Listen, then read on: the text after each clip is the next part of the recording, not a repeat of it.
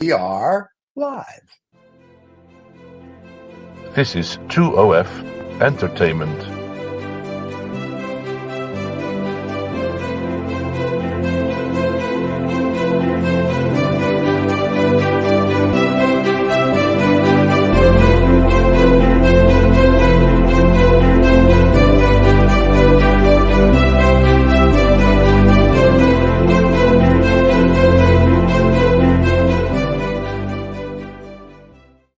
Wow, David's been playing with the graphics. Did you see that? The cursive, the Paul Constable. Look at that. You're like a big celebrity now. He's got me in cursive writing. I can't I believe know. I didn't know David knew how to Who's going to spell. be able to read that? Who is going to be able to read that? Oh, my audience probably will. No problem. Your at all. audience is going to probably now critique that, going, you know, 5 and 6-year-olds artistically. that won't be able to read it. I know That's that. right. But that was good. David, he's got this new software now. So now David's just having a field day playing with stuff. Yeah, so well. now when I have to actually watch all the intros to the shows we do and exits, because he keeps changing stuff. And I'm like, oh, that's really cool. So I have to like make sure I notice that. I guess we'll use our next artist's word of the day, and it's axiomatic. So David is very axiomatic. Yes, he is. He's always evolving and Yes, changing. he is. So good old David. Thank you very much for all that. Yes, we have Louise Rouleau today, otherwise Lore, I think is her little name. Oh, she's going to correct you. Don't worry. She's like French. She'll correct my French. So. Sure. And you can talk about the Olympics today too, because it's in Paris. See, that's my French. It is in Paris. It is. They're having their time there as well. Yes. Well, Louise is an abstract artist, and she's a graduate of Concordia.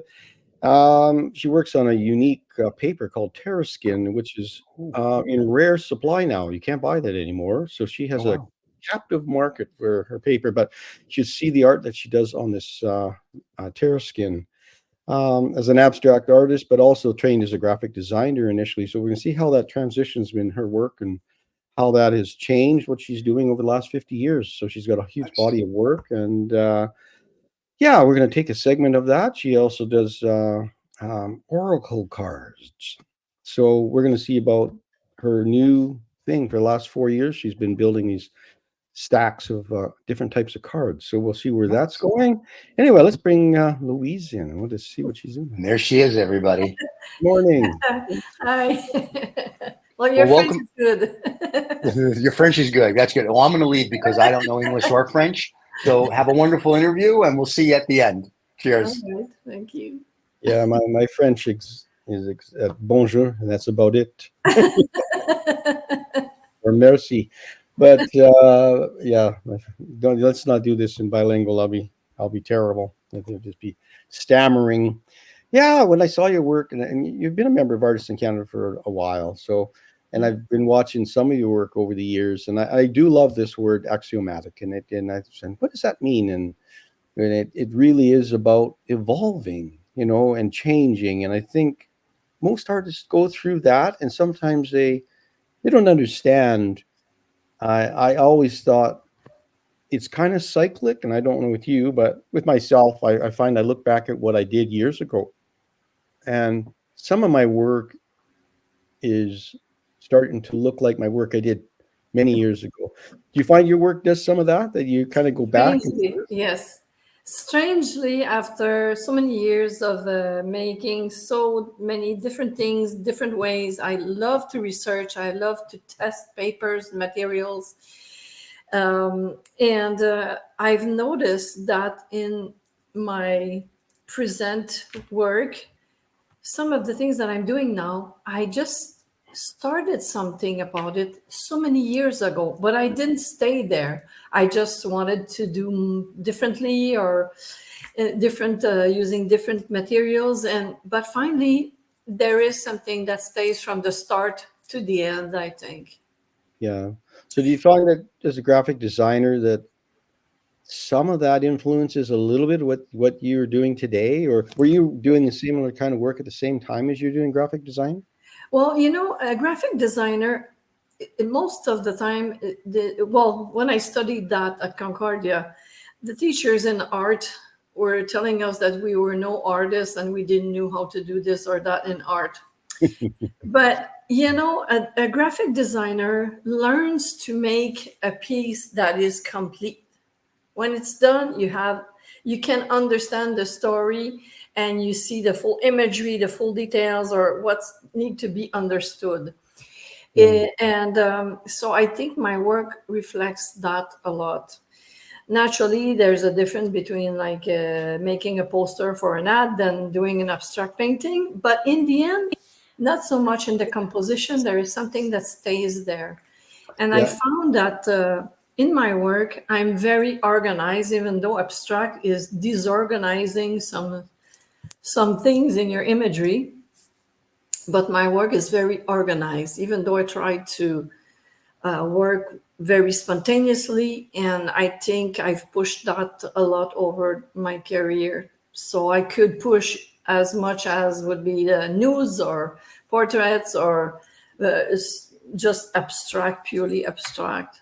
There is abstract in it. I work always from abstract background and some very spontaneous gesture to start with. So it's been there all my life since the start, because I love colors and I want to work with them with no restrictions. So therefore, I need to feel that I'm free to move.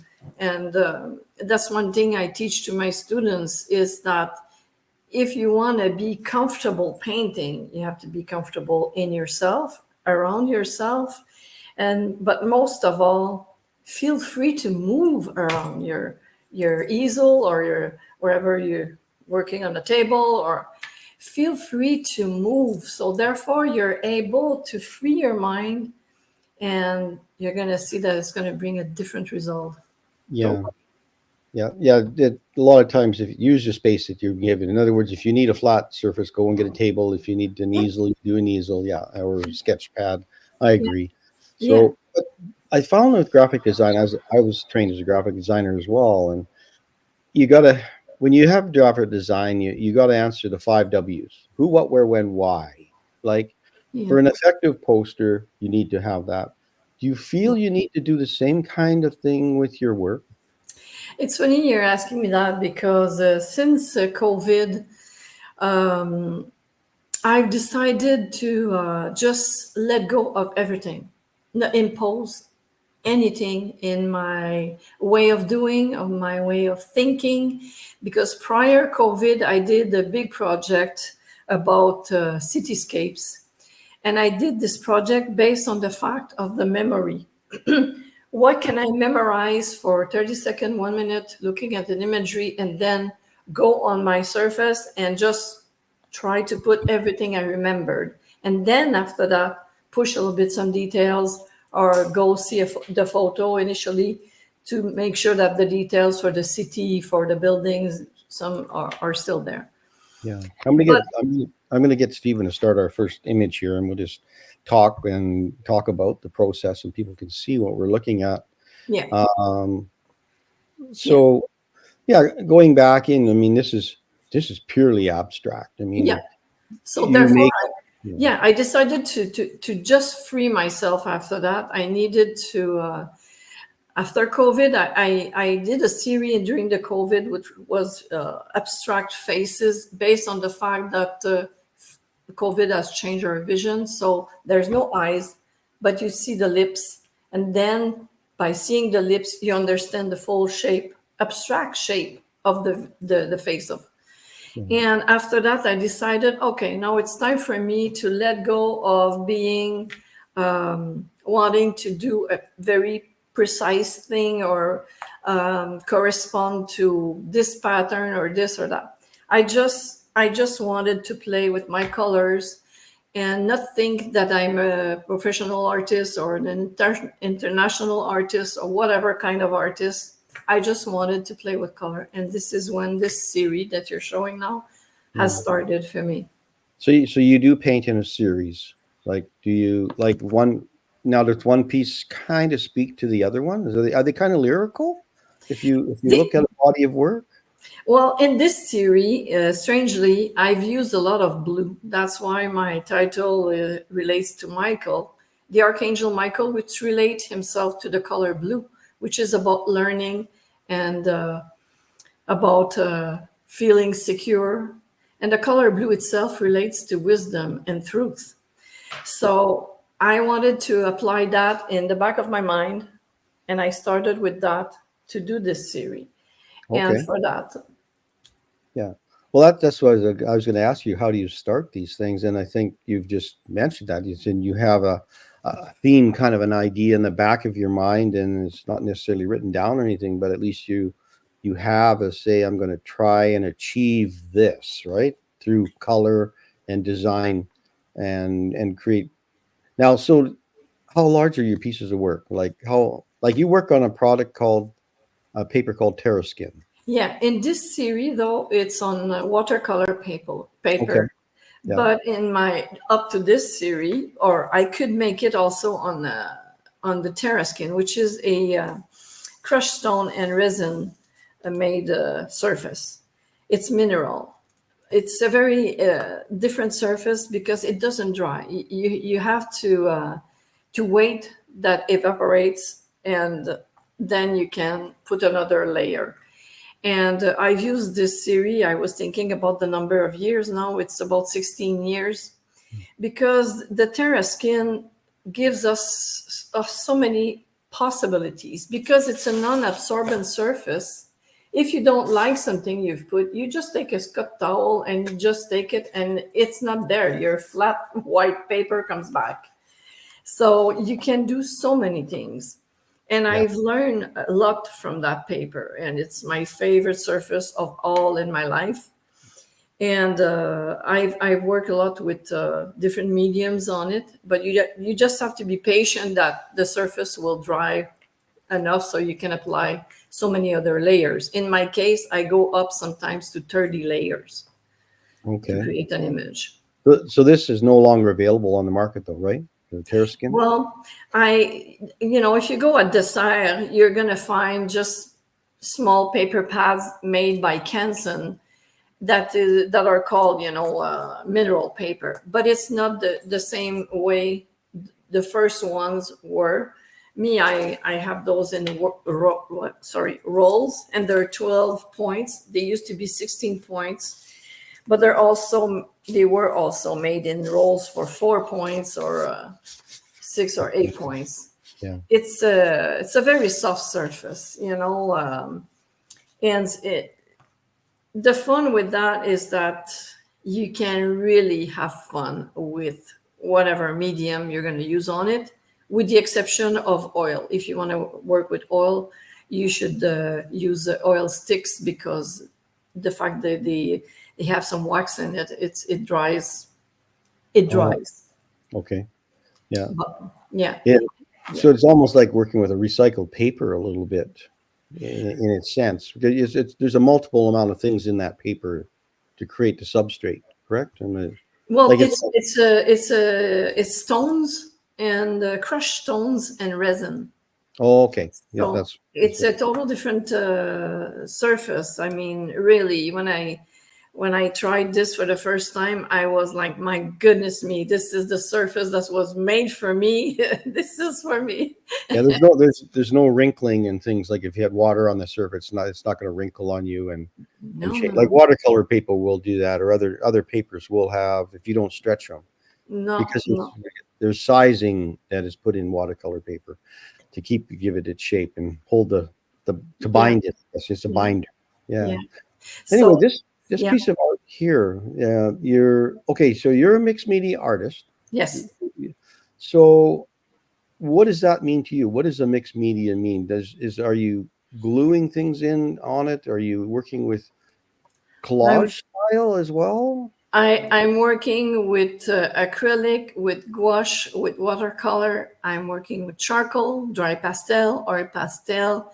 I glue papers that I make myself out of this. I thought I would show this because I'm sure people will want to know.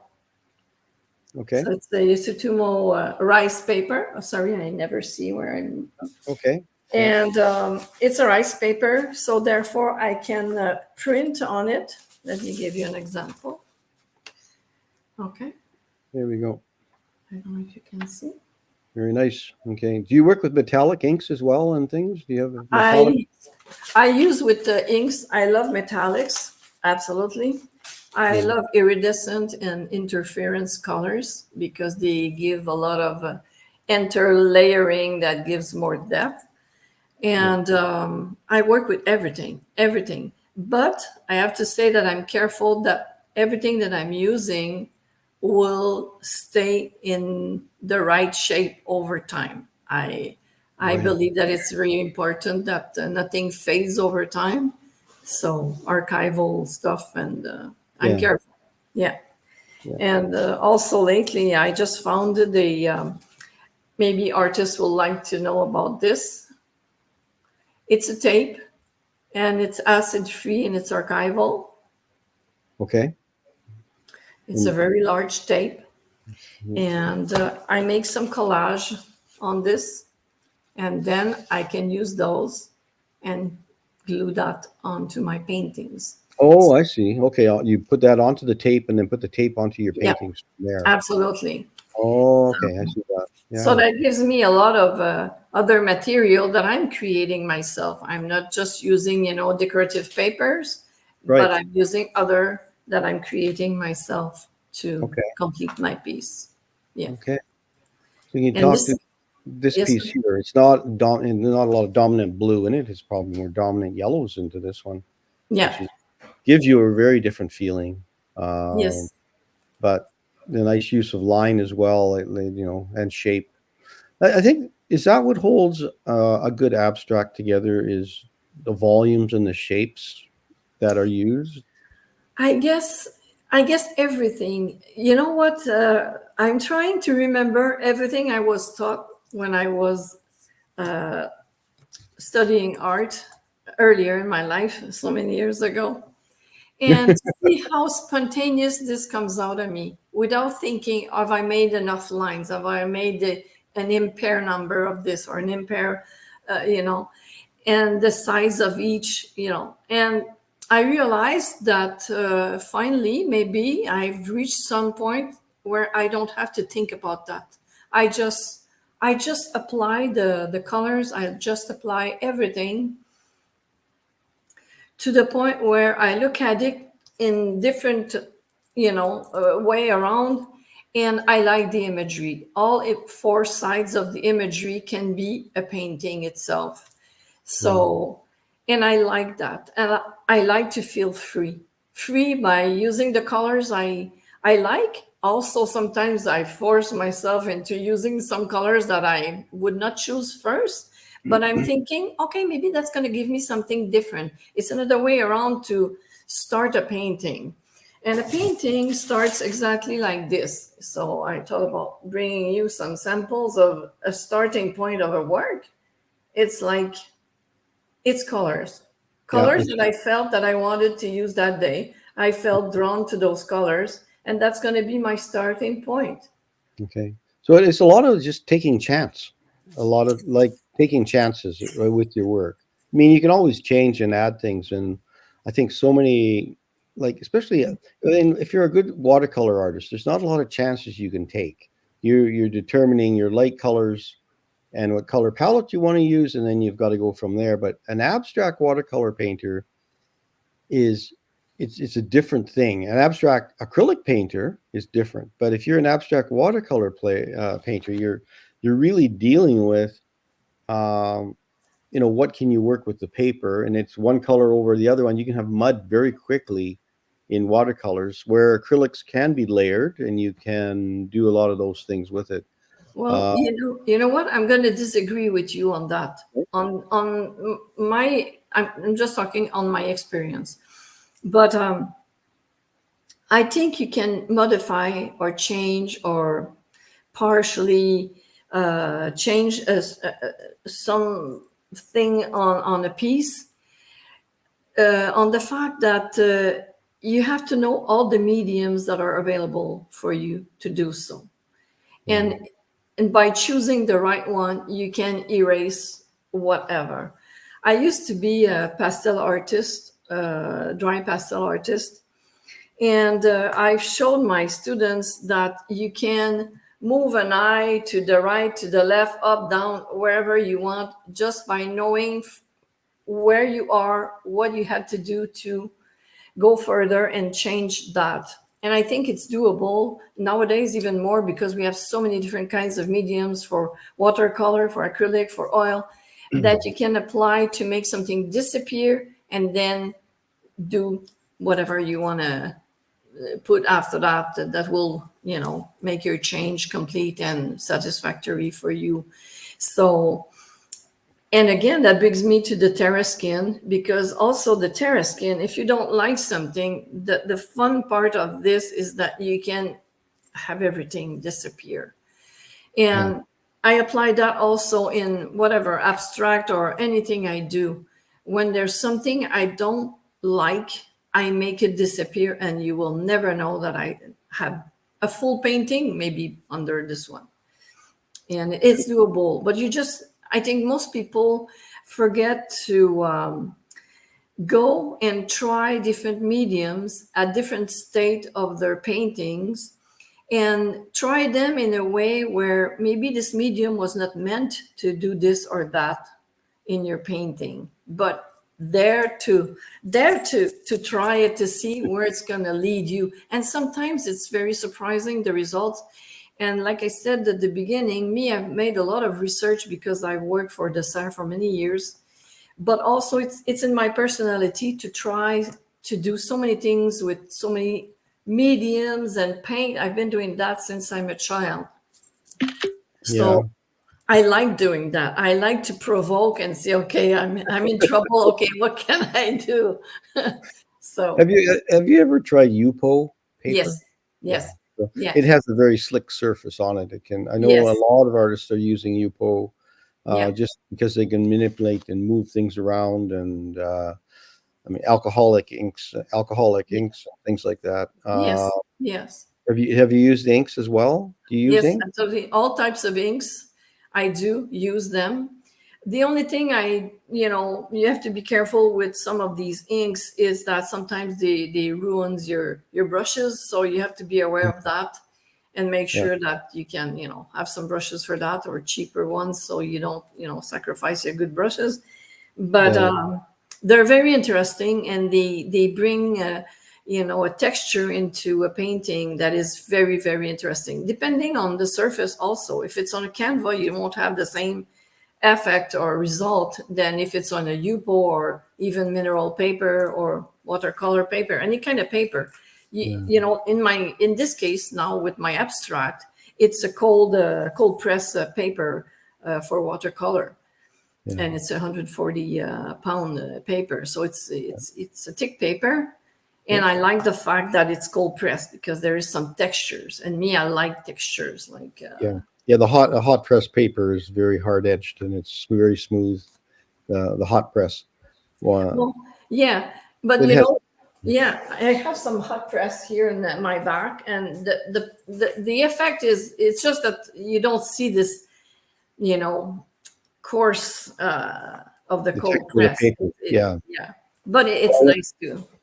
Yeah, when you have an oil stick or chalk or something, you want some tooth in the paper, probably to give you that kind of line. That's kind of cool. But also you could use a transparent gesso to put on it if you want to use oil or oil stick. And you want to, you want it not to pass through the paper, and have the best result of it, and see the cold press texture or whatever other surface you're using, and you feel that you want to use your oil stick or oil paint or water oil paint too. Just put this transparent gesso, because it's coarse. It's not like the regular gesso, white gesso. So you're going to have very interesting effects, still seeing the texture of the paper under. Oh, okay. I've never used that. I've just used the regular white gesso for mostly canvas. Yeah. Well, try that and tell me after. You're going to love this. You're going to love this. Okay. Well, I do usually, when I do oil it, I do seal the paper up first with a gesso, and then work on a paper. But you also do figurative works as well, right? We Yes. don't have any in this show. It's mostly about abstract, but we could have Yeah, you I back for do. I figurative. think you see in my back, I've done this face in my back that you can see. Maybe it's too far. Maybe I get Stephen to find that. There we go, behind you. Okay, which one? Just this one here that you can see. Oh, okay. There's one there. It's a Okay. face, and there's some collage in it, and it's on the Terraskin paper. Oh, okay. Yeah, I do nudes. Naturally, I do nudes. I don't know if I turn a little bit my computer, if you're gonna see it. I think it's gonna be that way. Oh, yes, you can. Right there. Yeah. Perfect. Yeah. Yeah. Yeah. And I And don't know they if you, very if- abstract as well. They still Yes. have an abstracted feel to them. Very nice linear feel and abstracted feel. yes, yes, Beautiful. absolutely. Absolutely. Yeah, So, very- and there's a lot of texture in it. I don't know if you're going to be able to see it, but there's a lot of textures, and it starts with an abstract, total abstract. Yeah. So Beautiful. I'm open as the abstract, which is the background, tells me something, because a lot of people have asked me, if do I meditate when I paint? Because that's how my abstract or whatever I'm doing comes out of some place in my head that I'm in that could be meditating. And I guess maybe so, yes, because I'm listening to music and I go deep inside myself. And we all know that being artists is some kind of a therapy in the end. So I like the fact that I mean, using another art form like music or dance or something like that influences what you do. I think Yeah. it gives you another layer in your Yeah. work when you work like that. Yeah. This is a gorgeous, gorgeous piece. I like how you've worked back into some of the solid mass areas in this nice light line. It's got a bright a zing to it. There's just it's Yes. singing. This one really sings. Some of the other ones, previous ones, were nice in their own sense, but this one has I don't know, it's like the wind is blowing. It's just there's a nice feeling in this piece. You Yeah. were in a different space when you're doing this one for sure than the previous ones. Well, you know what? I think all the emotions, all the emotional state of minds that we are in when we start a painting or when we are in our studio and surrounded by so many other pieces that we've made influences the one that we're doing at this moment. Yeah. And yeah. Yeah, trying to find your comfort zone, I guess, and your studio a lot of times is that. Like you Yeah. feel when you get into you have things around you or the chaos is around you. Mine is chaos half the time. It's just you try to find a spot to work clean. But do you mostly just do painting though? You don't do do you do sculpture at all, or do you do? No, I did when I was a lot younger, and I did for many, many, many years ceramics, but now I don't. Up to 2017, I had all I needed, the oven and everything to do ceramics, but I was flooded in my studio and I've lost everything. And after that, I thought, okay, that's it. That's it for me. But I love that materials like that. I do. I thought you'd be a Picasso and you're producing all these plates and bowls and vessels and in your style. Or have you tried wear? This would be a beautiful garment in a wearable art. If you think about it, like this as a blouse would be amazing. Yeah. A few years back, I've been asked to put my art on clothing. But finally, something happened and I did not. But I guess maybe I'll come back at that. When I started to study art, I was going for fashion design. That was my first choice in art. So I guess all this, playing with papers and textures and shapes and everything, it brings me back to that first choice. I used to sew all the clothing of my children. I love textures, so maybe one day I'll go back to this and maybe try to put that on clothing. But yeah, maybe so. It's a good idea. Yeah, I've had some conversations with other artists that, you know, a lot of times as an artist, when you have your opening,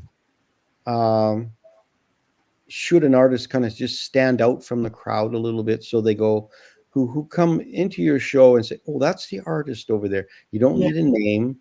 So if you wore something that reflected your work that you did in a garment, whether it be a scarf or a blouse or whatever, Yeah, and you go, oh, that could be that artist. Like, absolutely. some artists wear a hat, some don't wear a hat. It's sort of like, how do you stand out from the average? Because you're not the average, you're the artist. You should be proud of your moment that you're there. It's your show, but not obnoxious about your show. You should be proud that you're having this show, and people Yeah, can go, absolutely. if you wore that, you could stand in front of the painting and disappear. You could be one of those people that Well, and let me tell you this. In my case, I I won't disappear in the back of my painting. My personality with time, because when you're younger it might be different, but with time I have to say that after being so much in the public and taking care of so many events and stuff, you're gonna see that I'm the one that I'm the one exhibiting, and well, without humility. But I you would see me. I think it's important that artists speak up, and in either through their work or verbally as well, and being able to articulate what they're saying Yeah. about their work, and leave room for other people to see other things in it and accept that what other people see Yeah. in your work. Yeah. That's what makes them want your work, is when they Yeah. can see something of themselves in there somewhere. I'm assuming that, and then wanting a piece of your vision as well. I think that becomes really important in your work. So you're working on, do you like a horizontal format more than a vertical format? We've got some really vertical ones coming up here, and it's just really different, and very different than these pieces. As we move forward into, we got like a lot of images, so I might have to speed up a little bit, but to get all in that we've got to show people here. Yeah, I love verticals and I love horizontals. I'm guessing that sometimes I produce a few and suddenly they're all verticals, and I'm guessing that it's because I have something in the back of my mind that stays for a few days, and I need to continue on that, and then whoop, it changes for horizontals. But it depends. Honestly, I don't have a preference. I just like both. And like I said, sometimes I work it vertical, but then it's end up an horizontal, because the final touch I'm adding are the one that defines the fact that it's going to finally be an horizontal. So And do you get upset at all if somebody says, "Oh, I bought the horizontal one, but I want to hang it vertically"? no, that doesn't bother me, because I want the people that buy my art relate to it. So if they relate to it by putting it horizontal or vertical, fine. That's absolutely fine with me. I don't mind that at all, at all. And many times they see things that I don't see in my art, and I like that. Yeah, it's a little difficult when you're a realistic painter of, say, a landscape or it's flowers or something you've painted. They're typically top to bottom, like they have a bottom and they have a top to the page. Yeah. This one is really quite different. I think it's just complementary aspect of the orange and the blue, and the light yellows but you've got these lovely little. There's a candy they make. Is there not a candy they make that has a center? Yeah, well, it looks a little bit like a candy. So do you have chocolates on the side when you're working? Maybe I was hungry when I did this one. But you know what? Also, I've learned I've studied for the last few years about colors in a different way. Like orange, it's about boundaries and it's about change. And so when I look at paintings now, even if it's mine, after it's finished, I look at it, on a different point of view, like, okay, what am I saying in this? What were the color, which one dominates the others? And then it makes me realize that maybe my state of mind was this or that. And it's very interesting because you go see an exhibit and you see, and you're able to analyze colors in that way. It makes you see the artist and the painting in a total different way. Yeah. The shapes are really different in these. They're very defined, organic shapes. And Yeah. they have this aerial sense that they're flying because of the loose background is pushed back. And these pieces are orbiting and they're flying. It feels very much like around the earth feeling to it. That's what I'm seeing from these things. That's why it feels lighter. It's not as heavy a piece. And even though we have some solids in there, they just feel like this. It's just more of an uplifting piece. Like it just has a lighter feeling to me. Just that's a personal, and I love the variance of texture that is within each of those darker shapes. So it's kind of, in your work, it's very important to keep, those kind of things together. Yeah, and if you would see it for real, you would see a lot more than you can see on a photo. And but that's the reality of photographing our paintings. Right. So But do you use spray paint at all? Have you spray paint? no, I don't use spray paint. You should try. Not that I don't like it, but I have asthma, so it's more difficult to work with that for me. Yeah, you'd have to have the mask and. Yeah. It's more difficult. Yeah. Some of the there's some beautiful abstract work being done with spray cans and things. Yeah, absolutely. And they've actually designed and built actual cans of spray for spraying, very fine lines and. Oh yeah, some artists are great with that. Absolutely, yeah. But you're right. If it's aromatic, it gets in the air and you will breathe it. Yeah. I remember working with airbrush and I had to put it away. Oh yeah. I ended up with blue nose or something half the time, and you realize you are a filter for your work, and it's not help, especially when you're spraying ink. When you're spraying inks, they just get into the air right away, and if you're working over top of it, it's very volatile. Yeah, absolutely. As a designer or a graphic designer, I was using that to build illustration with, and and after a while, you say, okay, I can't do this anymore. There's just it was nice. Photoshop came along. I cleaned my airbrush and put it in the drawer. Photoshop. Everything went back to Photoshop, and now I just have to use AI and tell AI what I want to do. No, I don't do that at all. Yeah. So these shapes we'll call them candies, but they're very moon phase based. They almost have this moon phases, and I mean, there's things that are recognizable in your work, and then there are things that are not. They're not representational. Yeah. So I don't know. Just it's a lovely piece too. I like it that it has a centering strength to it, and then you take it away with lines on top of it and layers. Like you said, you build a base down and then you work to the surface on it.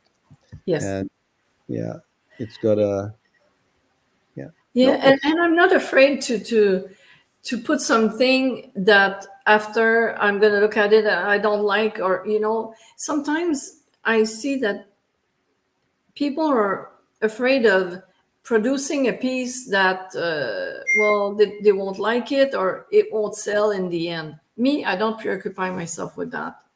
I paint, I do the piece, and if it stays in a drawer, fine.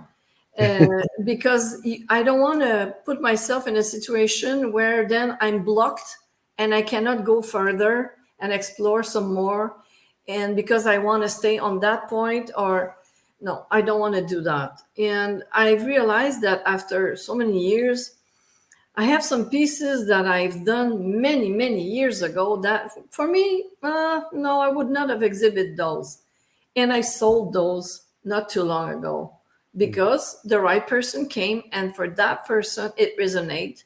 And So does travel help influence what you're doing a little bit? When you travel a little bit?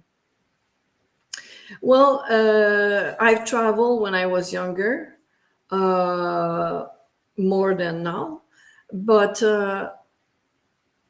I don't know. I think I just want to free my mind. It's really that. Naturally, I'm very curious about human beings, how we think, how we do, how is everything.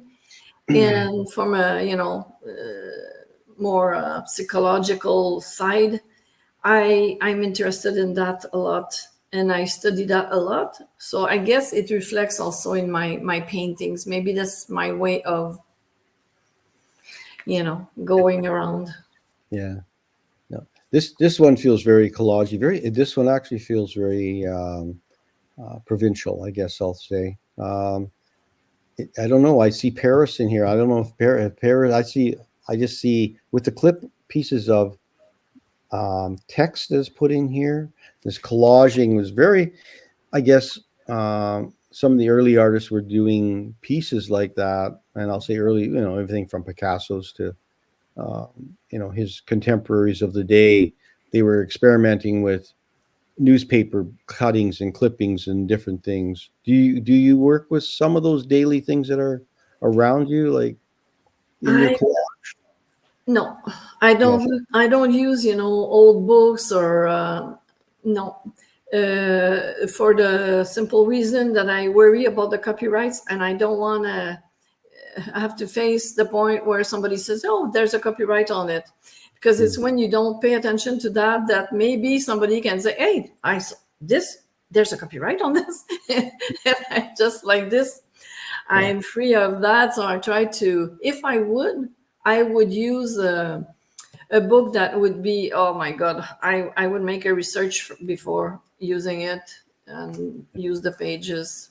I'm very careful about those things. Yeah. Well, it's this one. You tell me. I can see something in here, but I'm not going to say anything. Where is this? What is this one about? Like, what is this piece about specifically? Well, I'm learning a lot about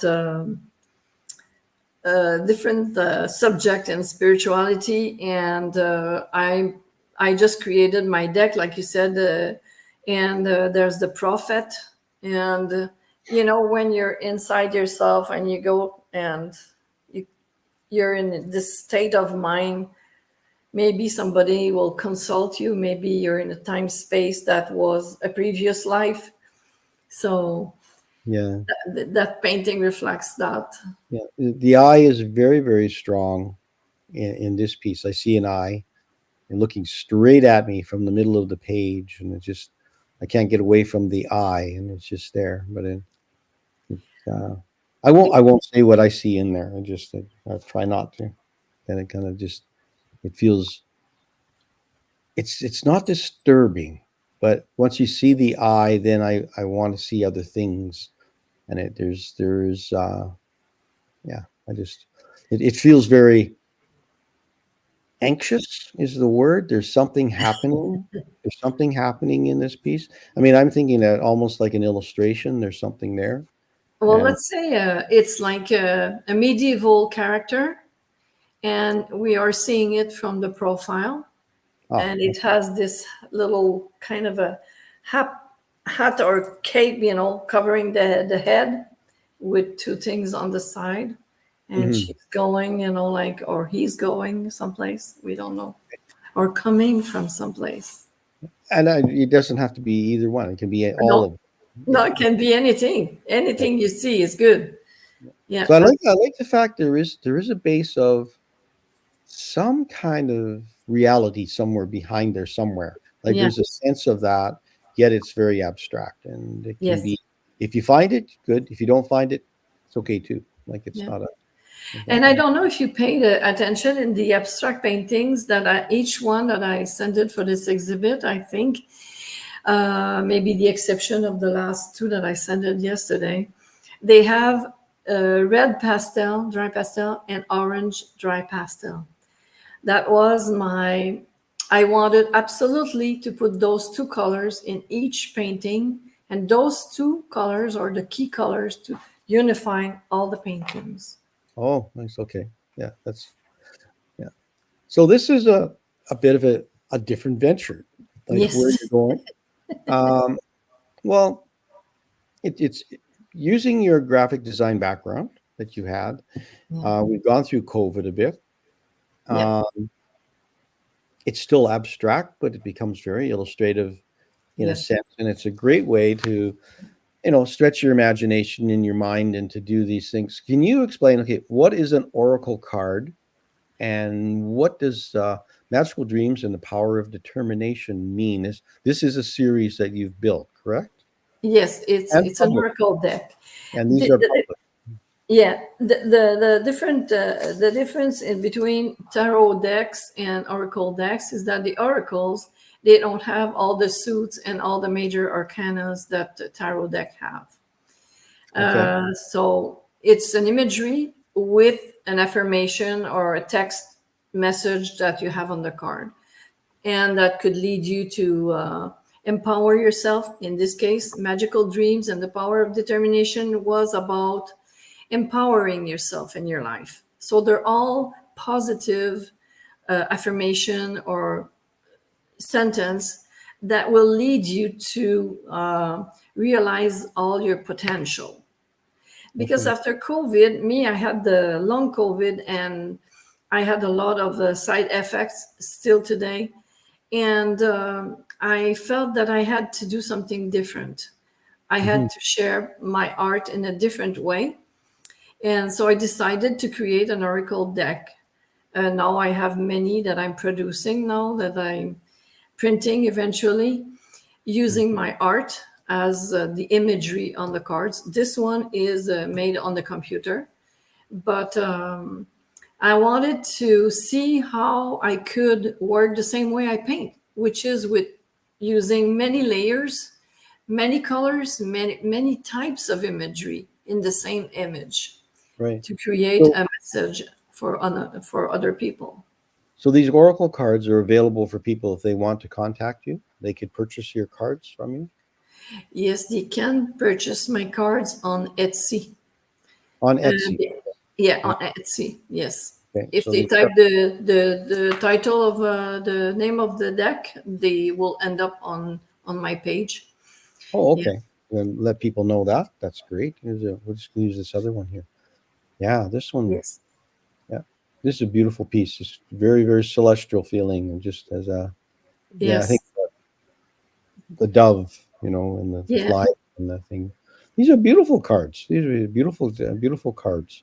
Yeah. It was a challenge to make those because Yeah, computer, it's fun, but there's a limit to sometimes to what you're able to put in for so many reasons. And but I liked the challenge, and it brought me to think that I can use my own art to produce a deck also. So I'm working on that, yeah. and it's a challenge. I like challenges, so I guess it's a big one. So, This so how many cards are in a deck?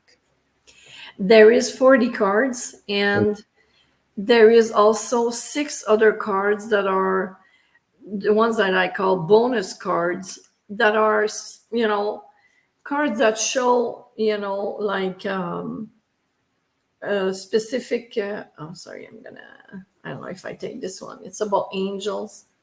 Okay. Angel can surprise you when you're unexpected. So to make you see that in your journey, maybe you're going to receive help from somebody or somehow from your guides. Maybe Yeah. you should pay attention and have faith. So, and also I wanted really this deck to be a very particular deck, because the back of the cards is a key and butterfly. Butterfly signify transformation, Yeah. and the key is to unlock whatever is blocking you, and the feather is to bring you some guidance from whatever type of guide you believe in.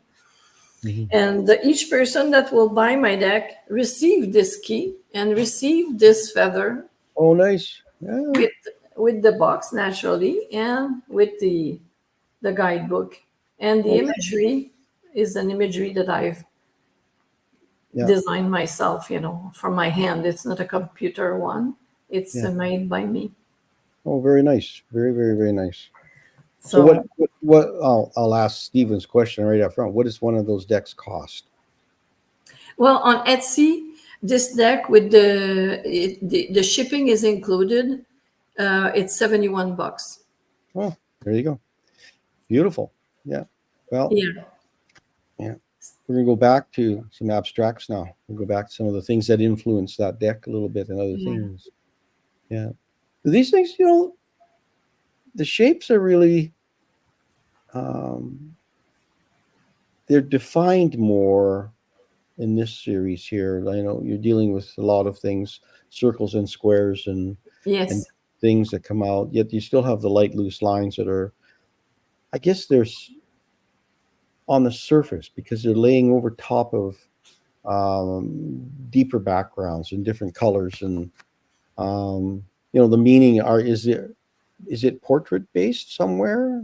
Some of these pieces that you're doing, is that where they start sometimes? I don't know if they start as a portrait, but sometimes I think that the biggest influence I have in doing these comes from the fact that of the music I'm listening to. Oh, okay. And what do you listen to? What kind of music? I'm listening a lot to Maritimo and also Buddha Bar. Okay. Buddha Bar, because it's very Arabic and this music is very intense and it brings me inside myself very deep. And I have to say that my life influences me a lot in the sense of my emotional state of mind regarding the news or regarding my grandchildren or my children. It brings some emotions that I guess they're always in the back of my mind when I paint. And so I guess that's what I put in my paintings.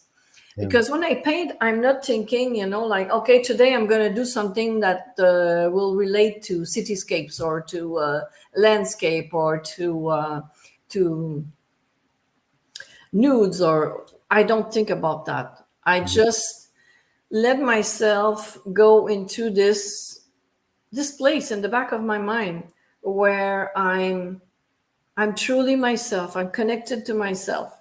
And then it brings me to use this or that color or that shape. And I'm not trying to control everything. I just want to be free of all that.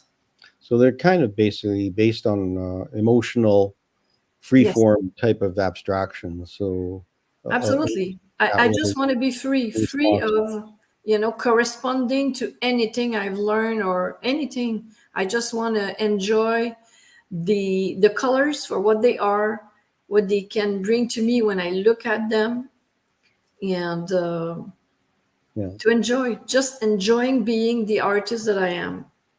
Yeah. Because once you're in a career as an artist, you're asking yourself to sometimes be something you're not really. You want to correspond to a market. You want to,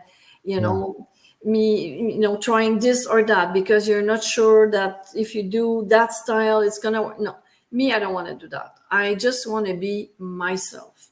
And it's a very difficult thing to do a lot of times because your pressures are on you a lot of times to do a show, or somebody's invited you as part of a group show and you have to produce 5 pieces of work and you got the pressures on.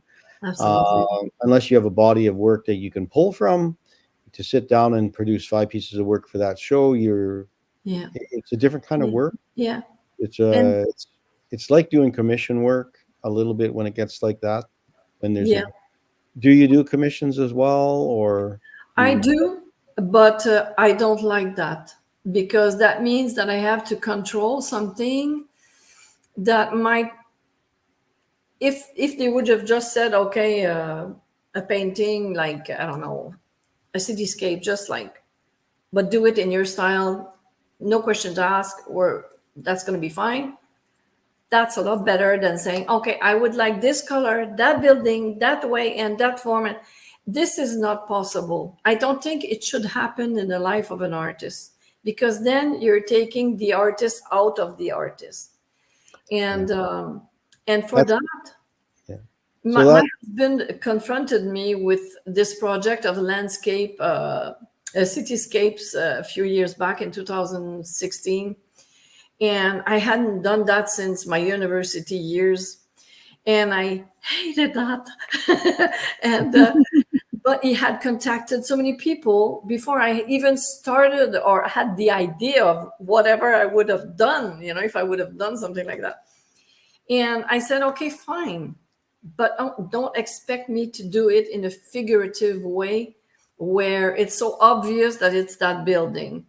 Just let me be myself. And the result was very interesting because it came in a way very abstract and in a loose way where I could be me as an artist. And I think it was a success as a... Yeah, I think when you do commissions, it's like being a graphic designer. You're doing work for somebody. Yeah. And they want a response from it that is exactly what they want, or in graphic design, a lot of it was to sell a pair of shoes, or it was to do something specific. Them, they want it to either reflect a portrait of their wife or their family, or the place they lived, or wherever. They want something specific of them in the pieces of work.